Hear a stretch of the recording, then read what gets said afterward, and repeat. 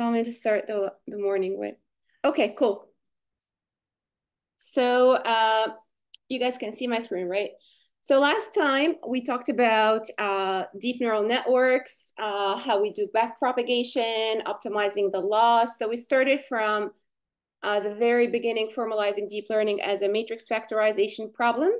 And then we added nonlinearity where, we were able to model complex relationship between features and also samples.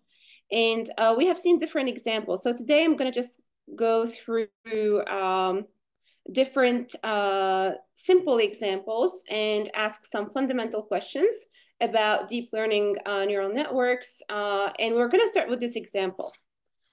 So here, you guys can see this is a very simple network. So in this network, we have a few neurons. So we have the input data. So we have, an input variable over here, and this is what we're measuring towards the end of the network. And we have only one single hop. So basically, a feed forward, a first mapping towards a hidden layer, and then another mapping towards the output.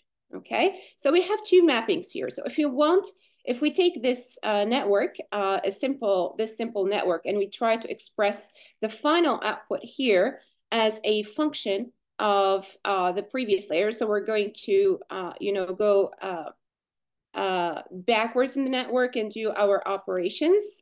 So let's do that together. So what is A1? So A1 here can be expressed as the input node, right? A0 times W1, which is the weight we are learning, plus a bias B1, okay?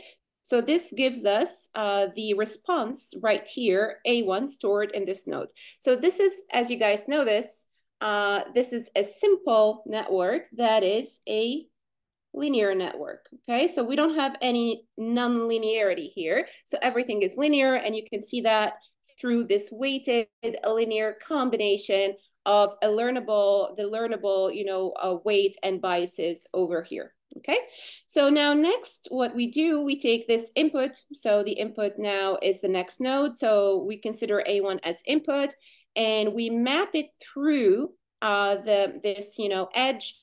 And this edge actually is a linear combination that multiplies W2 by A1 and adds a bias for shifting over there. So to make things even more simple, we can completely remove the bias. So let's do that right now. But before that, let me go through the equations. So we have basically A1 times W2 plus B2, and it gives us the final output, which is A2. So you can see it's actually very, very simple. And you can think of any complex network as a path, as a set of paths. And this is a single path in a network going from a particular node through another random node in the hidden layer towards a particular output node. So this is a path in the network. And if you have complex, of course, networks like this, if we add more hidden layers, or if we add, other complexity in the network, these are regarded as paths. So this is, a single path in the network. And here, it simplifies the whole complexity of the neural network as a graph. So we're looking at a simple path right now. Okay, so now to make things more simple, let's just remove the bias. So we will hypothesize that we don't need a bias. So we're going to remove all of that. And we will have these mappings using this network. So of course, guys, you can easily code this up. It's not difficult to code. You can have, for example, an input variable, which is, for example, I don't know, let's say the size of the brain, okay? And then you will have, for example, the age of the person. So here in this case, you're trying to learn the W1 and the W2 that allow you to predict the age of the person from the size of the brain. Okay, so it's a simple regression problem. Now, let's take it one step further. So now once we do the prediction, what do we see? What will we have? So we will have y hat, okay? So this is our predicted value. The y hat here actually is our A2. So this is what we are measuring at the end of the network. So this turns out to be our y hat. So this is the prediction that we're having. So it's the predicted value by the network, okay? So the final output of the network is the predicted value of the network for the input sample, okay? For the input sample. So in the input sample here, we called it A0, okay? Cool. Now, for us to make sure that, you know, what we're learning is feasible, that we're learning the right W1 and W2. So we can give these values some random numbers or integers, for example, 0.02, 0.8, for example, okay? So we can randomly set values to these W1 and W2. So what happens next if we do that? So if we randomly feed, you know, past, you know, like set these randomly, we will get a y hat here, a value, okay? So this y hat, we need to compare it with our ground truth. So we need to have the ground truth value. So the ground truth, what is the ground truth value here? Is, for example, let's say we have a particular value, like, I don't know, like 55, for example, right? And if we get here 50, so our error would be 5 years. So we made an error of 5 years, okay? So if we change the values again randomly, and I don't know, so we have, for example, 1.2 and 7.8. So these are very high values. So we're going to keep them maybe small. So these could change dramatically. But anyway, so let's say we change them, and then we're going to get something around, I would say, I don't know, 58. So this is just, you know, like I'm just simulating this. These numbers are incorrect, but you guys can see that every time I have a change, delta, in my weight, it actually affects what? It affects my loss, okay? So this is my loss, which is the difference between, so let's use a different color. So the loss is actually the difference between the predicted value and the ground truth value here, which is the age that we want to predict, for example, okay? So our loss function depends, if we remove the bias here, it depends on 2 variables, W1 and W2. So what do you guys notice? You notice that every time I randomly assign numbers, we're gonna get a different loss, okay? So the loss here, we can express it as, so I'm gonna put this down. So the loss here, we can express it as a function, as a distance, a square distance between A2, which is the y hat, and the ground truth one. So we have seen all of this before. This is just a simple example. Now, what happens when we, so when we try, for example, to predict the values randomly? So let's say this is a regression problem right here, and we have the size of the brain, which is A0, and we have the final output, which is, you know, the y, okay?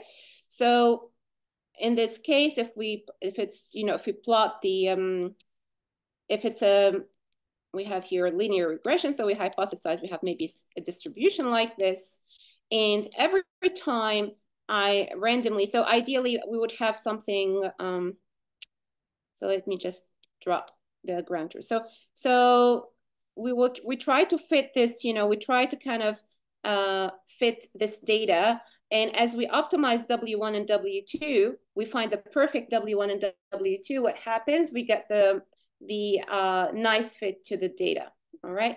So what happens when we don't get the good W1 and W2? So as you have seen, we will have lots of mistakes, right? We'll make a lot of mistakes. So for example, this could be the shape of the model parameterized by W1 and W2, okay? So it's a slope over here. So in this case, because we don't have a bias, it may be a bit, you know, like these need to go through 0. So let's do it this way. So we're gonna have maybe something around here. Okay, so it's something rotated, but it's not good. And yeah, so in this case, we'll not get a good results. And you can randomize this many times, but you wouldn't get the optimum. So we have seen that for us to be able to get the optimum, what did we do, guys? We need to optimize the loss, okay? So this loss function, we calculate its gradient and we optimize it. So we have seen this before, so I'm not going to go into much details, but the key idea that I wanted you to get from this example, that every time, you know, the weights change, all right, every time the weights change, this will impact my final loss. All right, so what we are after is we want to see how we can change the loss in a way. So we are looking for a delta, okay, L in the network. So we want to change the loss with respect to its, of course, parameters, right? So here it's a multivariate function in such a way that it propagates back through the whole network. And then we can see that every time we change that loss, here the values, for example, W2, W1, etc., they will get also a tiny changes. They will be updated. So every time, you know, we want to decrease the loss, we need to see how to actually change the W1 and change the W2. Okay, and this is in the formula of the gradient descent, which is the update of the parameters, Wt equals Wt minus 1, and you have a learning parameter of L of Wt minus 1. Okay, so every time you want to see this change, the difference between two iterations, we need to look at how the loss changes. And this propagates back throughout the whole network, you know, layer by layer and node by node if you read it in a reversed way. Okay, cool. So it's all about change. And this change is the concept of change is very important, because if you guys think about also the butterfly effect. So every time we have something changing, okay, in one side of the world, it kind of, so let's do it this way. So if you have, for example, something like this, all right, and this is a neural network, and here we're going to have maybe a single output, and every time basically my loss changes with respect to W, it will affect, you know, all the inputs here. So the goal is that to see how much do we need to kind of change the loss, okay, so we can get, you know, the weights here updated and changed. Okay, so which kind of delta we need to have here to make sure that, you know, we're going in the right direction. And this is exactly what gradient descent is about. So if we have, for example, a loss like this, so let's do something like this, okay? So this is L of W. So every time we go down, we need to make sure that we're going down in the right direction to decrease the loss. And as we decrease the loss, this delta will allow me to update my W right here. So this is my actually delta W. That is the difference between two iterations, okay? Cool, so this is also the principle of Kaizen in Japan and Japanese. So Kaizen means the small improvement that you try to implement daily. Okay, so it's a small improvement. So we are after a delta improvement, a delta decrease in L that allows us to get these weights. Okay, cool. So now to get these weights, we need to calculate the derivative. So what I want you to do is to take a minute right here and try to calculate the derivative of the partial derivative of L with respect to W2 and the partial derivative of the loss with respect to W1. So these are, you know, the partial derivatives of our function, and these will define our gradient, right? Because here we have actually a vector, dl, the gradient of the loss with respect to W, okay? And W is equal to W1, W2. So let's take a minute and try to write this down.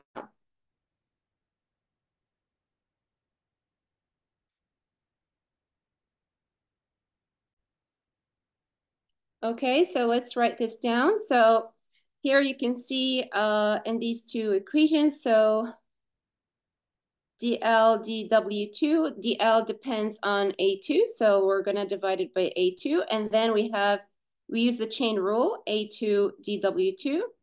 So we can actually calculate this directly. So it's actually not difficult to calculate. And here it turns out that we have only, like this is dA2 dW2 is actually equals to A1. Right. So here in this example, we see that we can easily, like even calculate this. So we're breaking them down into two product terms.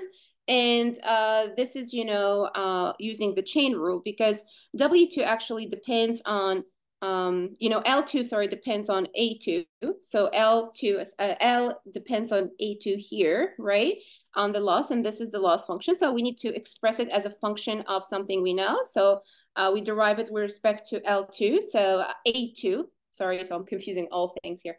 So A2, and then A2 depends on W2. So, and if we cancel these out, you can see that we get the original DL dW2. So the chain rule is actually very, very easy and very convenient. So if we take it one step back, so let's look at these together. So, we have the formula of A2 as a function of W2. So if we derive this with respect to W2, W2 is a variable and this is a constant. So it's like, A1x and you derive, this is f of x. So you get A1, okay? And then DLA2 is actually DL with respect to A2 is deriving which function? So A2 minus y squared with respect to, so let's write it properly here. So it's equal to dA2. And this will give us what? So this will give us 2 times A2 minus y. All right. So we have 2A2 minus y. So this is the formula. We have an explicit formula for this, right? It's very easy to calculate. Now let's do dL dW1. So now what happens is that now L doesn't depend directly on, doesn't depend directly on W1, at least when we look at the formula over here, okay? But A2 depends on W2, which depends on, A1, which depends on W1. So here, basically, we're going to trace it backwards and try to use the chain rule in such a way that we're expressing variables, functions in terms of variables that they depend on them. So DL, so we do also A2, and then A2 depends actually on A1. So we can do DA2, DA1. And then DA1 we need at the end to get our DW1 here, okay? And you can see also if we can easily cancel these out and we get our final derivative there. So using the chain rule is amazing because it facilitates this calculation. So now what do you guys know this? So just I want you to look at these two terms. So do we have any shared terms here between the partial derivative of L with respect to W2 and with respect to W1? So let's see the shared terms. First, this is a shared term. Okay, and then so A2 W2 is not shared, so we have only one shared term, so which means this loss here impacts both, right? It impacts both of these terms over there. So once we calculate it, we need to only store it once. So it's stored in the graph here, okay, as we have seen in back propagation. And once we calculate it, it's stored once and it could be utilized multiple times throughout the network along different paths in the network. So here, let's calculate this. What is the derivative with of A2 with respect to A1? So it's actually W2. So here, because the A1 becomes a variable now, right? So let's remove this. So this is variable and this is a constant. So since this becomes a constant, then we have dLA2, which is 2A2 minus y, and then times this term, which gives us W2, and then dA1, dW1. So what is dA1, dW1? Is actually A0. So interestingly, what do you guys know this? The first term, the first derivative, it depends on the two activations, the nodes that we got, the two nodes, right? And also the ground truth output over there that we want to get, the y, and the derivative, the partial derivative or change in the loss with respect to W1 depends on the ground truth observation. It depends on also all the intermediate nodes of the network and on W2. Okay, so it's kind of it's a very interesting kind of formula, because here you can clearly see which variable caused the change in a particular in the loss, and these variables will actually control the update of the W. So they will control the change of the W, okay? So as I mentioned earlier, why they control the change? Because we have this formula. So every time we want to update, for example, W2 at iteration T, as we iterate over, as we progress over the algorithm optimization, and we try to optimize and decrease the loss, you can see that here going, at time point T, we use the value of W in the previous iteration minus a learning rate. So we're going down the negative of the gradient, and this is the gradient of the loss with respect to W2 here at the previous iteration. So here we're just looking at a single variable, but this is a high dimensional problem, and the L, we can't even visualize it. So I have a question for you guys. Okay, so another question. Now, with this example, all right, we have removed the bias. So since we have removed the bias, and what it actually means that here we have a linear model. So let me just add another page, okay? And we're going to copy these.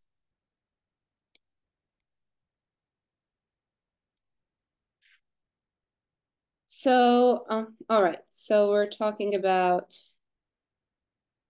these two equations, all right? And then these are the mappings of our network. And we have the loss function over here. All right, now everything is clean. So this is a regression problem. So so let's draw this again. So we're gonna draw it together. We have a hidden unit, a final output Y, and then A1, A0, we start with A0, W1, and then we get A1, and then basically it's just a simple multiplication, W2, A2, which is equal to the predicted value over there, and we want to compare it with the ground truth.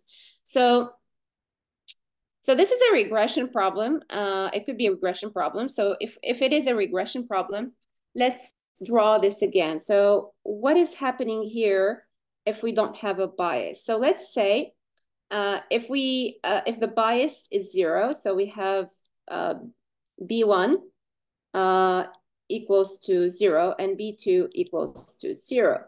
So the bias actually, it's the shift of the curve. So for example, if we have a bias,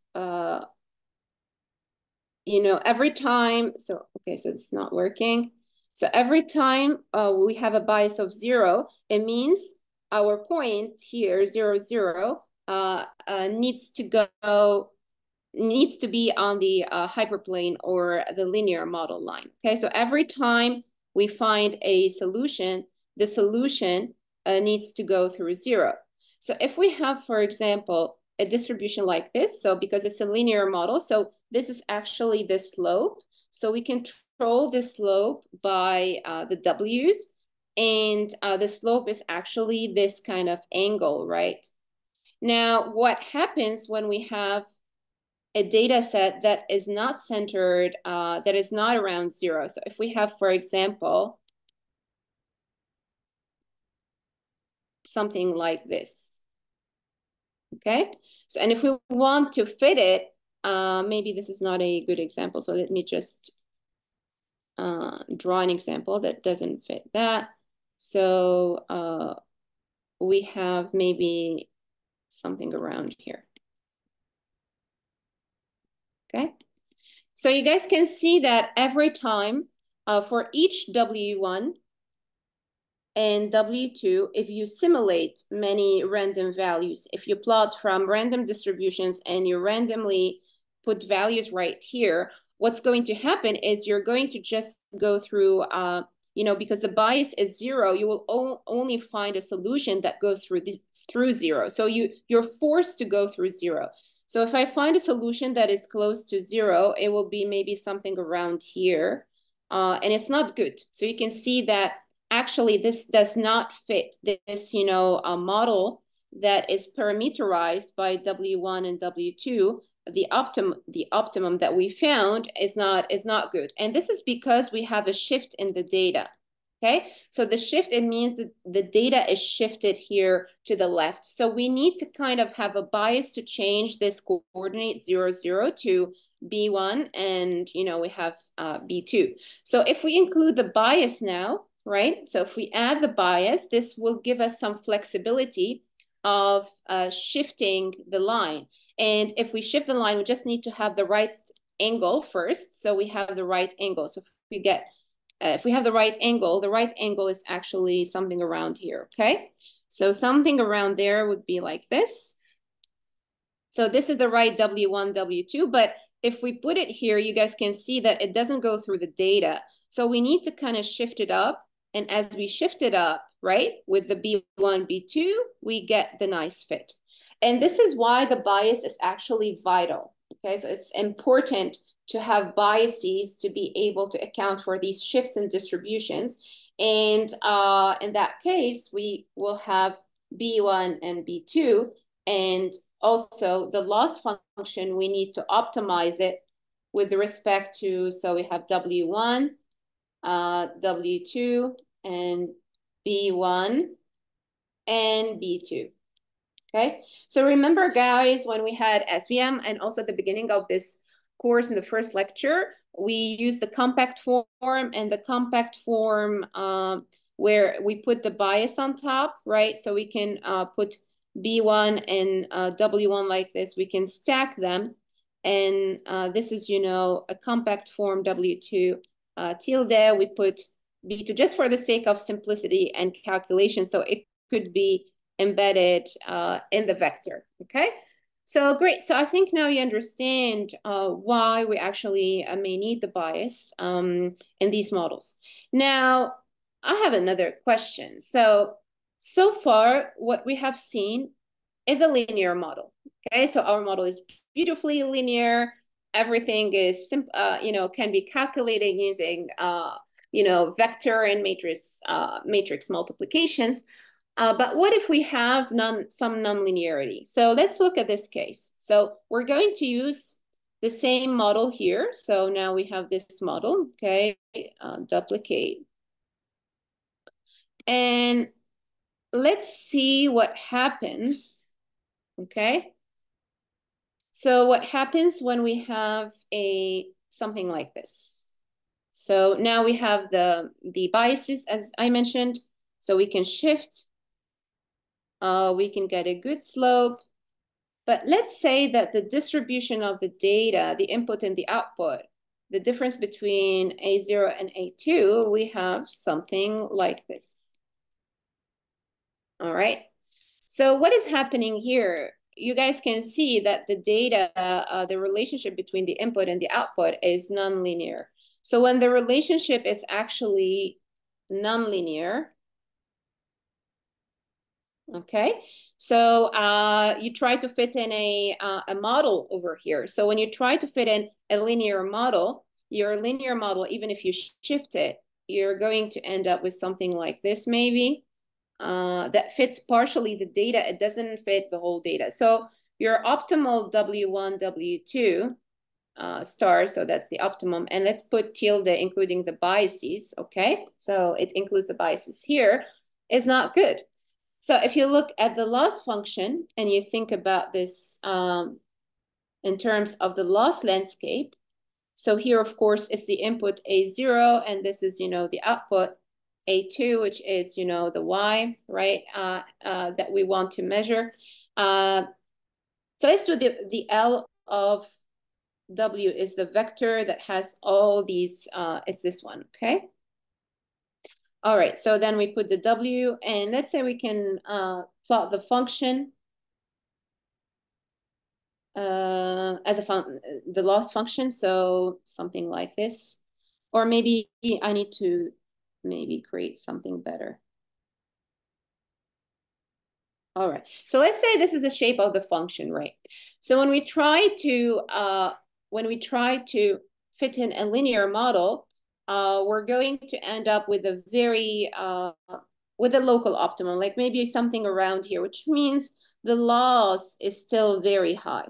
So we want the loss to get closer to zero. So ideally we'll have this one, but we won't be able to get that one because actually, the difference y hat minus y will always be high because our model is not the right model. So we don't have the right model here. This model is not good. So we have a bad model because the model does not capture the shape of the data. Does not, or cannot. It's not does not. It cannot because it is linear. Okay.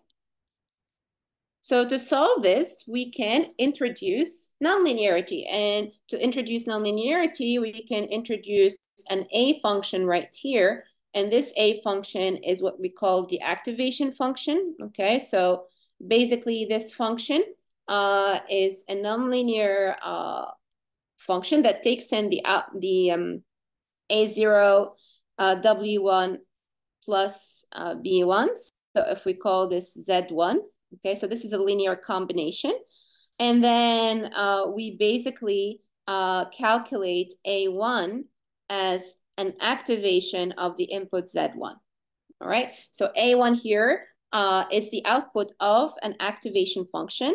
And the activation function, we can define it as we explained in the third lecture. All right, cool. So this activation function over there, so let me just put this here so you can see everything. So this activation function is to be defined, but what do you guys notice here? So the bias now, what is the role of this bias? I want you to think about it mathematically, okay? Think about this bias mathematically. So in a linear model, the bias is simply a shift, okay? So it's a shift. So it does shift the model. It translates the model, okay, in the space. So, however, when we have now a complex case in a nonlinear model with an activation, the role changes a little bit. So what is the role of the bias here? So we have the Z1 that is actually, so we're going to put it this way. So it's outputted, it's the output of the linear combination of A0 and the weight of this edge, right? So we're doing the linear combination we have seen before. We get the Z1, and the Z1 gets inputted into an activation function that allows us to get the response. And this is, A1 is actually a response here, okay? So we have seen different activation functions. Let me remind you guys of our activation functions. Okay, so the shape. Oops. So let's do it here. So we started with a simple function that is, 0, 1. So anything. So something like this. So it's a step function, right? And it's, we have 0 and 1 over there. And so anything that is negative, it will be, for example, set lower than 0 will be set to 0, and anything that is positive will be set to 1, okay? Or we can also use the ReLU, which is another activation function that has some nice properties, okay? So max 0x, for example, all right? So if you think about the ReLU, let's take the example of the ReLU. So what happens when we, have a larger or a smaller bias? So this bias, how does it control our response A1? So in this example, let's look at B1. So if B1 is equal to 0, we have our response here. Let's call it A1. Now, if B1 becomes larger and larger and larger, so what happens to the A1? Okay, so the A1 becomes higher because here we're taking max 0x. So if the response is positive, it is kind of magnifying or intensifying the Z1. It's increasing the Z1 because B1 here is increasing, Z1 is increasing.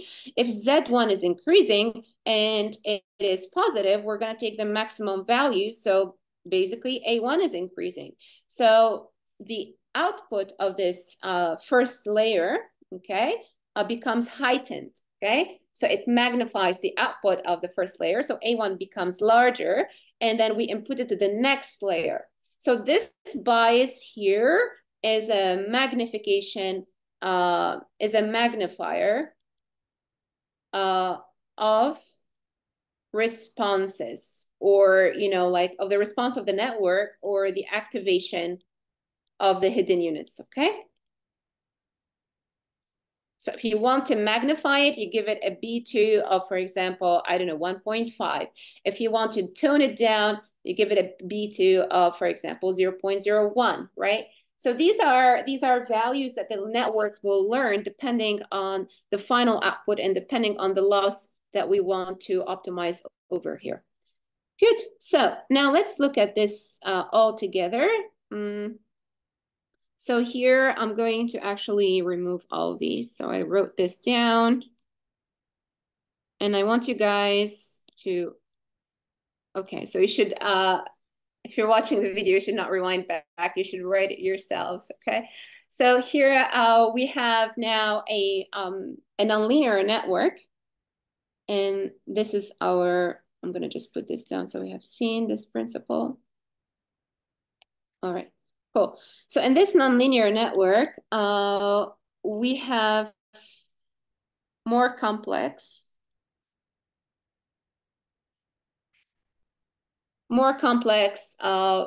functions, okay?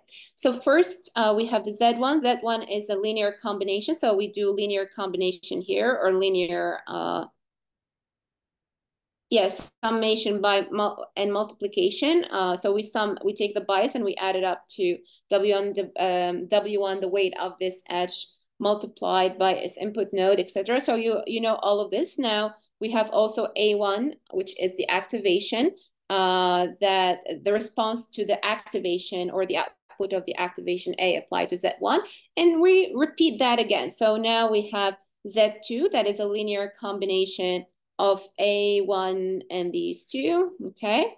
And then we have next A2. So A2 is actually now the response, the final response through the activation function that inputs Z2, okay? So of the mapping of the representation or the linear combination of the second layer.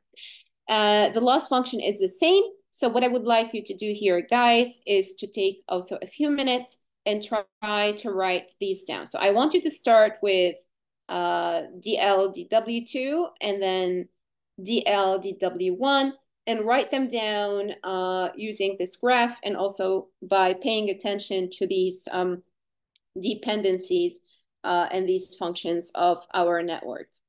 Okay, so let's take a minute and have these written down. So here, if you want to, we will use the sigmoid function. So this is the sigmoid function, and the sigmoid function, the derivative of the sigmoid function is this. So so dA dx. So this is the derivative of the sigmoid function, all right? So it's the function itself, the activation times 1 minus the activation. So simple. All right, so just keep that in mind. Now let's go back and try to write these down. Take a few minutes to write these down.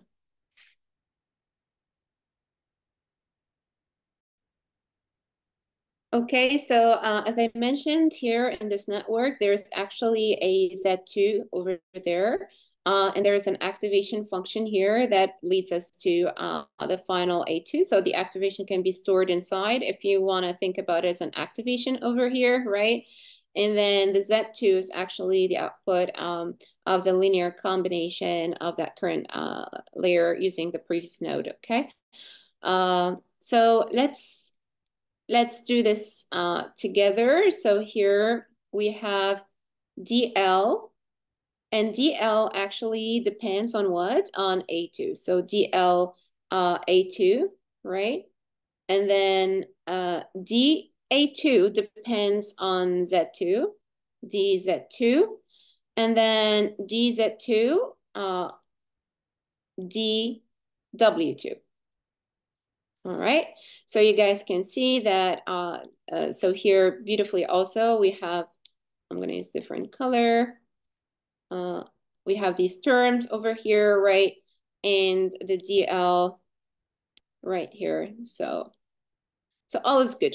Now we can calculate this easily. So DL, DA2, we have calculated it before. So it's 2A2 minus Y, right? And then let's do the second term. So I'm going to use maybe a color that I haven't used before. So let's do this color, okay?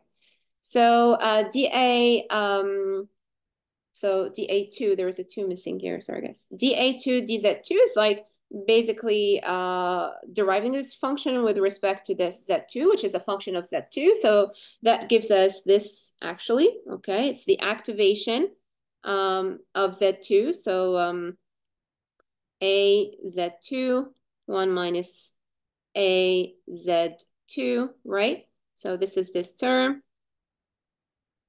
over here. And then times the last term. So I'm just writing everything, but the last term is dz2 dw2. So here z2 is a function of w2 that is we consider now as a variable because it varies, right? So it gives us a1. So this is, you know, the simple expression of the function, the change in the loss with respect to the change in w2, right? When we have an activation function, when we have nonlinearity in the network, okay? So let's calculate DL dW1. So DL dW1, so we should start also with our A2, and then DA2,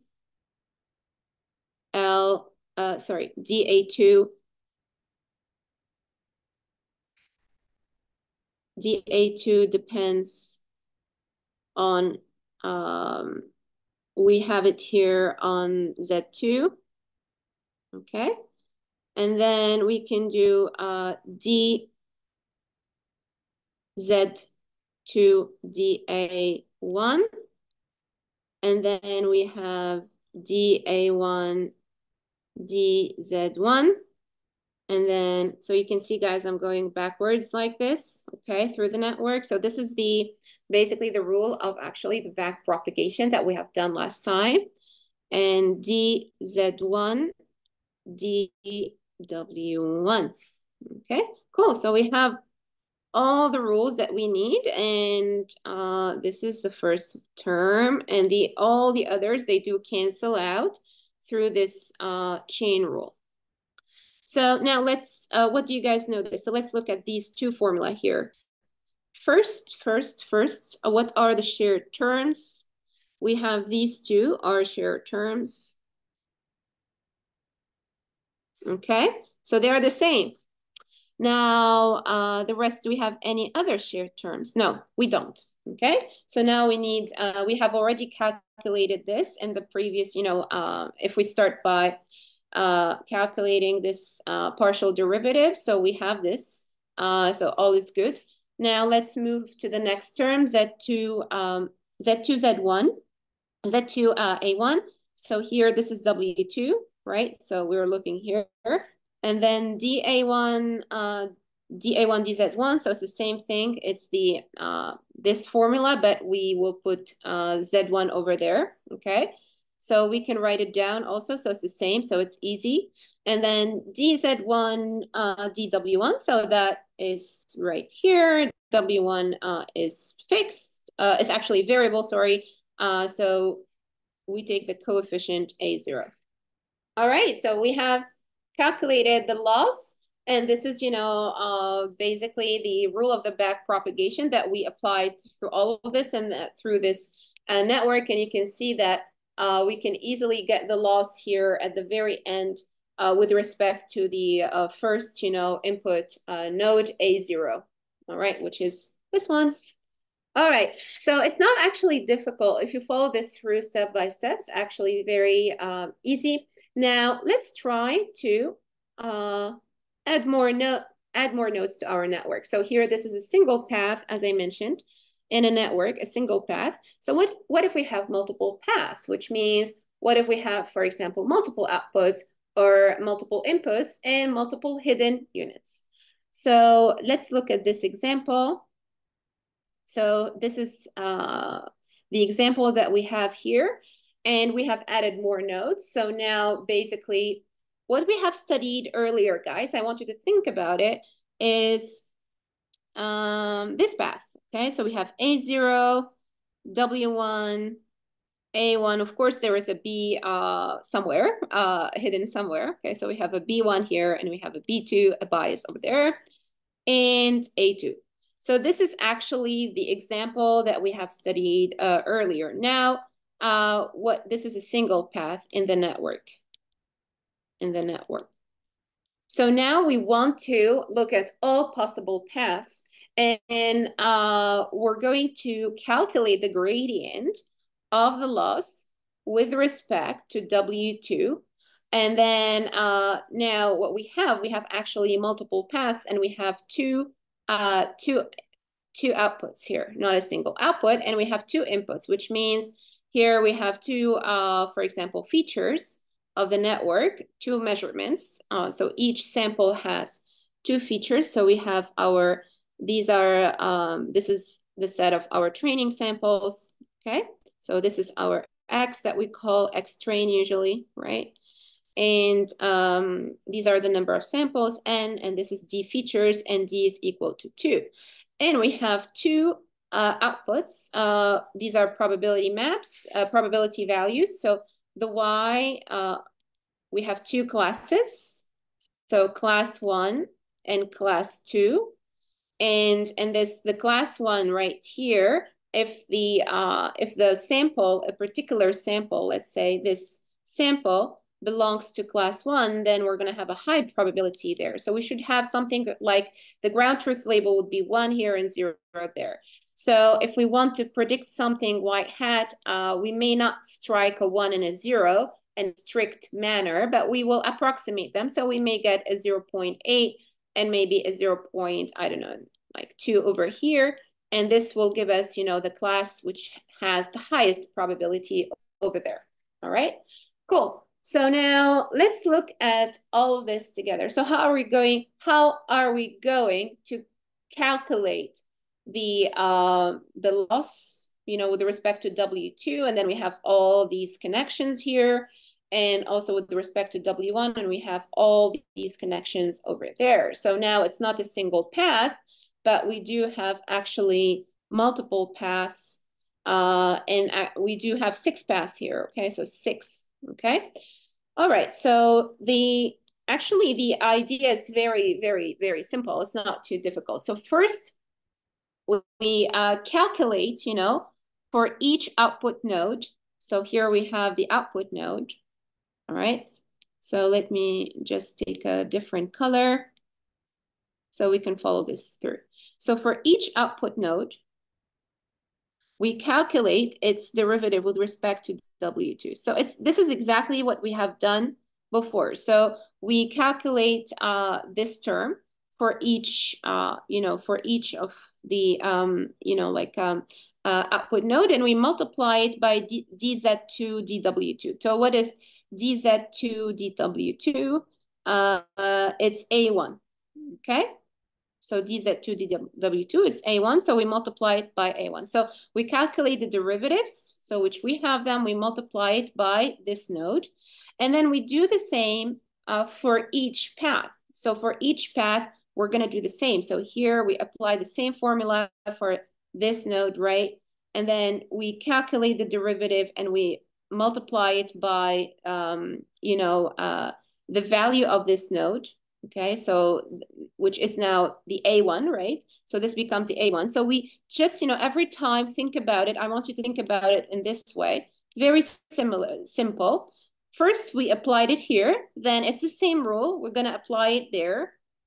And then we will apply it to this node. And for this output, we will calculate also a new path. So this path, right?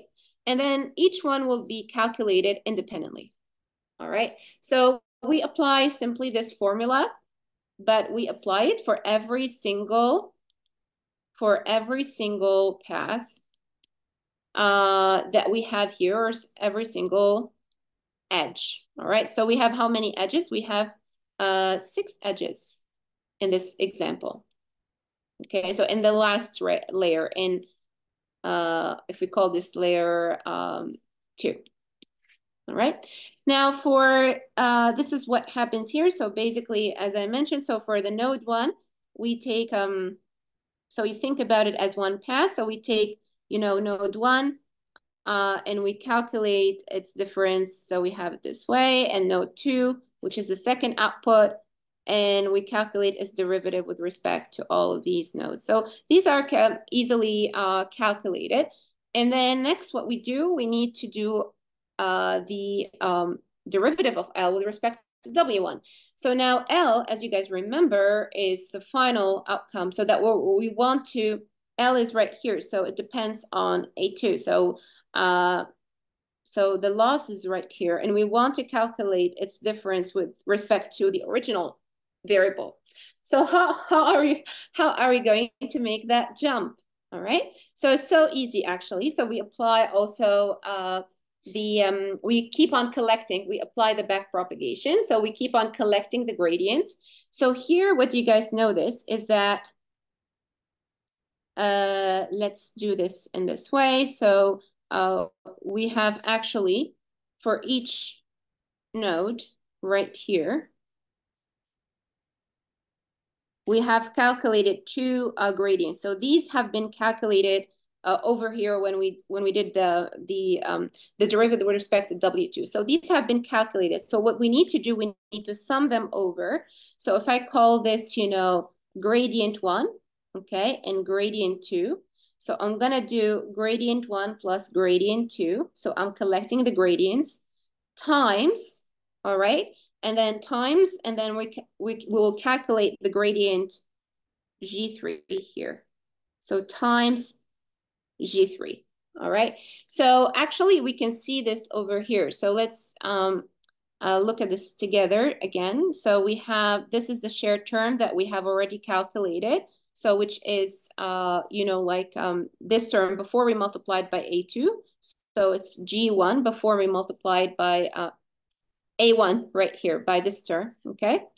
And then what we're gonna do is that what we have here, we have the derivative with respect to A1 and A1, dA1 dZ1.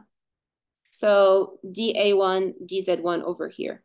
So this term actually is simple to calculate. So it's all multiplication. So we do this for every single path here. All right. But we need to do the summation because we need to collect the gradients, because here we have two deltas, the delta of the first edge and the delta of the second edge, which is the partial derivative. So we sum them up, and then we take the overall gradient, and then we multiply it by actually the gradients dz1, dw1, which is right here. Okay, so what you guys know that you know, like this is what is happening through the network, that every time we're going to collect gradients, multiply them, and then move on to the next one. So let's try to create a more complex network. So if we have 3 layers here and other 3, right, and 2, so every time we're going to get something like this, okay? And then 1, 2, 3, 1, 2, 3, and 1, 2, 3, and then, and we have like this. All right. So what happens here is that first you calculate the gradient of this node, right?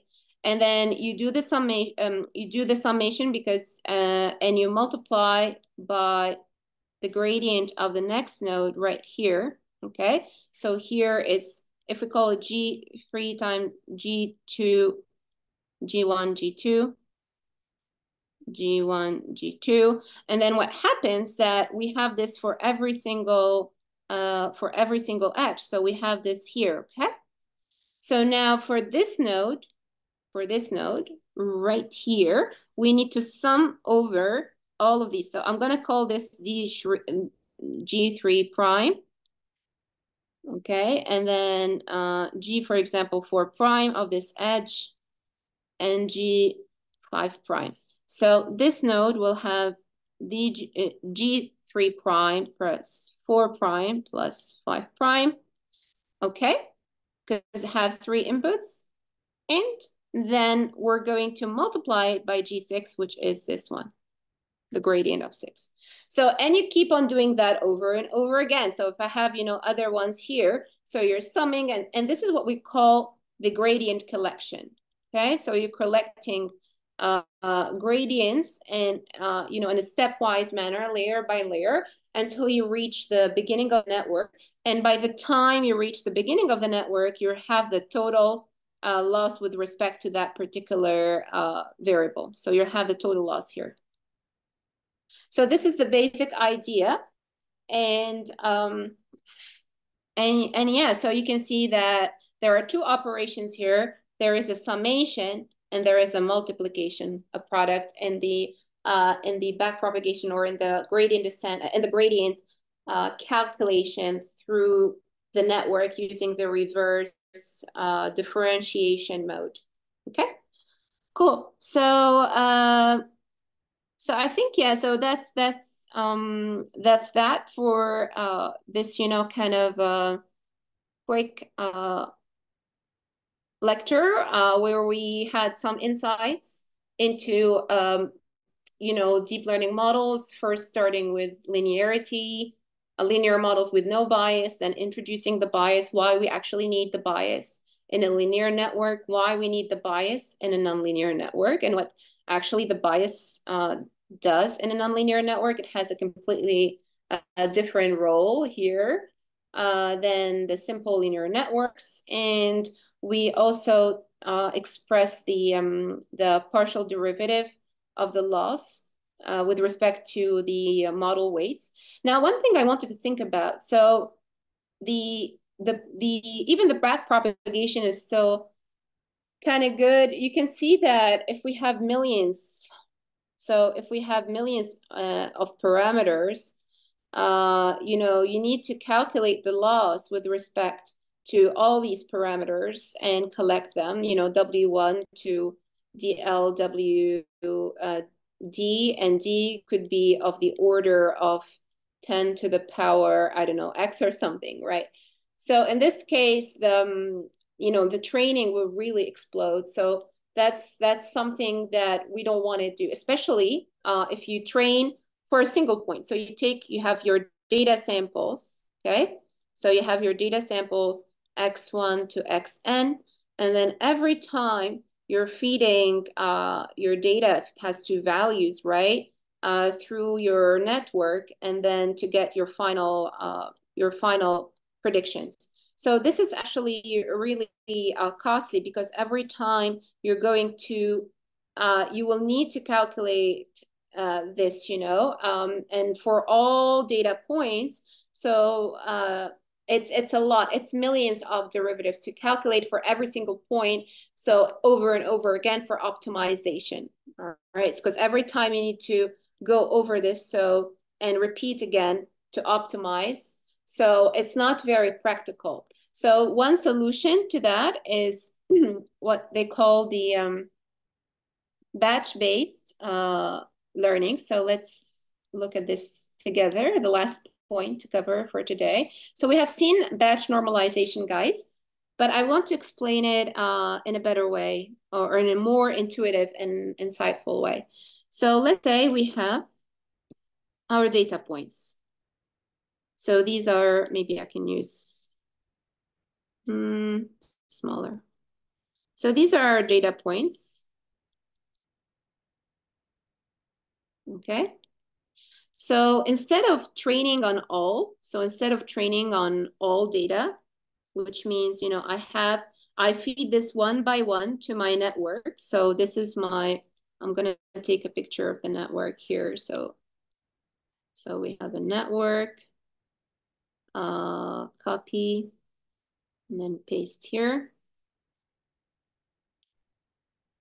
All right, so this is our network, and every time we're going to basically feed this into the network, and it's going to take a lot of time to calculate derivatives to do the optimization. And the loss, if we let's plot the loss here. So let's say this is the loss function of the loss that we have, and these are the number of iterations here. So every time we train the network using a single sample, and this is my training sample. So we're going to have a very slow decrease of the loss. So the loss will take, a slow, it will take basically a long time to kind of decrease, because the network is trying to learn the weight, right?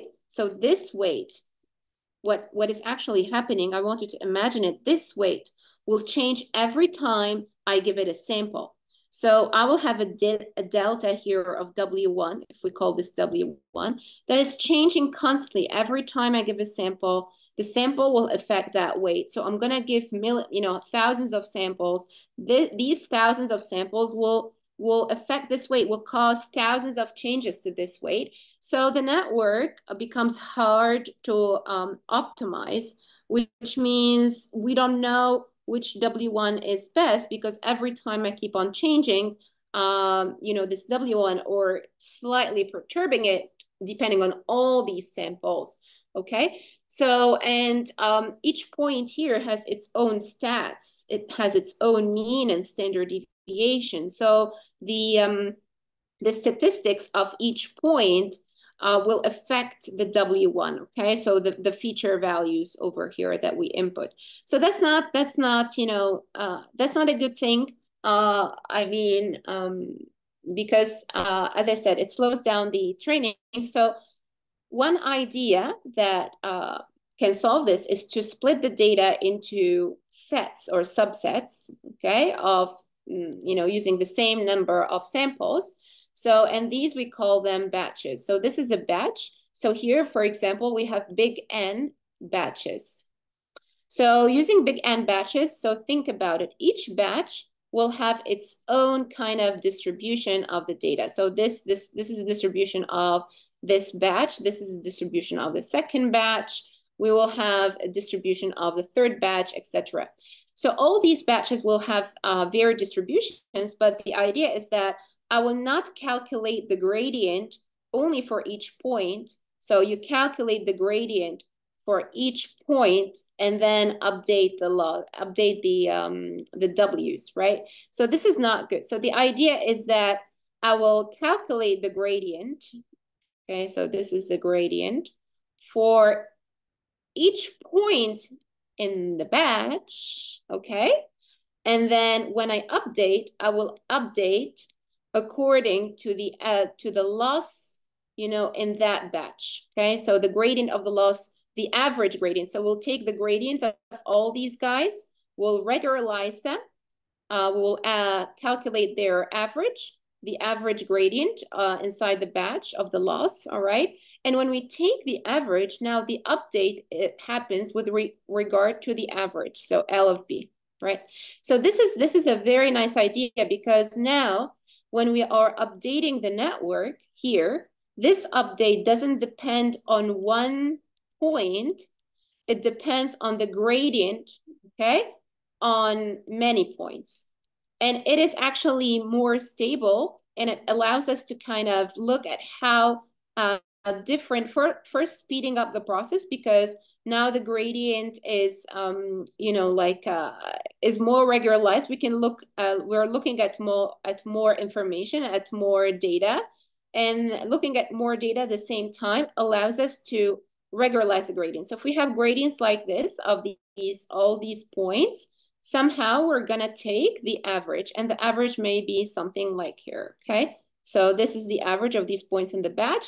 And you can see here at the beginning, we used to update each, you know, edge using these kind of very, a bit scattered, these scattered gradients, but once we average them, we bring them to the same direction, and now we can update more robustly the network, okay?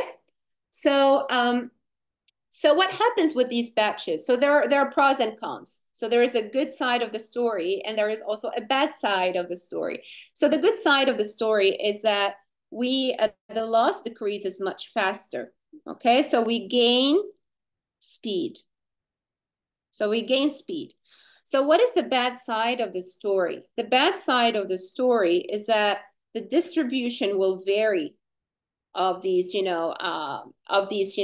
batches. So what it means that the gradient of the loss, every time I have, you know, these points, so these points, maybe they will, the first batch will point towards this direction. And then in the next iteration, so in the first iteration, so we iterate here over batches, okay? So first iteration, second batch, third iteration, fourth. So one epoch, so here, these are the epoch. One epoch is completed once we iterate and update the model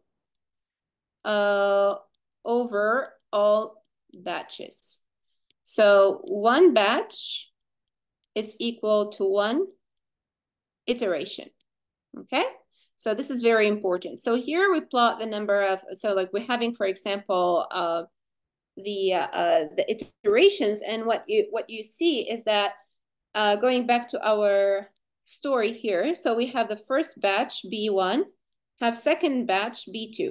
So B2, maybe the distribution of the data is different, so you're gonna end up maybe with a gradient of the loss like this, okay? DL, let's call it B1 and B2. So what happens, you're going to see some zigzagging, which means the loss is going in this direction and then the other direction, and it's not really good. So you see some, you know, like up and down, like some fluctuation, okay? So this is the negative side of the drawback of this methodology is that your loss will oscillate. It will go up and down. So you have zigzagging. And if you guys, what is zigzagging? Zigzagging means you're going from here, the loss function, here the loss, and this is W now, okay? So not iteration, so L of W. And you're having basically a zigzagging. So the loss is kind of, you know, decreasing and increasing, decreasing and increasing. But it should be local, so it shouldn't be too bad. So you have something like this, okay? But it will decrease, you know, much faster than training on only one, because that's even harder to optimize, because at least here you're looking at the shift of a subset. But before, when you train one by one, so let's choose a different color. So when you train one by one, we look at the shift of all these guys. So every time also we have a more kind of not a very good shift, right? And not a very good stability of the model. We have some shifts there. They may be quite close to one another, but that's also problematic because every time the gradient might change with the sample. Okay, so batch normalization acts as a regularizer of the network. It regularizes the W. So remember, guys, we have different regularization. We can do W L2 norm. We can have sparse regularization, the L1 norm. So batch normalization is a type of model regularization because it allows us to kind of control better the value or the shift in W. Okay, so it allows us to control better the shift in the W compared, like to no batching at all. And this is what the regularizer functions do. So they try to bring down to kind of minimize the norm of W, which means we want small values of W. We don't want W to have large values. This one, L1, we control also the value of W by imposing sparsity, which means we want to have many values in our W equal to 0 and a few different from 0, for example. Okay, so this is sparsity. Cool. So any further insights into the batching? So I think we covered mostly everything. So this is with actually the batch normalization. So this is actually with batching, but of course we have what we saw the batch normalization. And the batch normalization, we normalize the layers, okay? There is a layer-wise normalization using each batch for each batch. And this is slightly different from this one, okay? So we take it to the next step where we normalize the layer weights, the W's. So the W, the final representation that we are learning, here, the representation actually is the output A, so the final response of the function, we're normalizing it in each layer. So we're doing some normalization there. And we have seen this in I think, previously in either I think it's 3.3, where we talk about batch normalization. So you guys can rewatch that on how to normalize. But right here, it's just, we're talking about how to split the data into batches and doing batch-based training. So this is batch-based training. Okay, so that's that. Do you guys have any questions?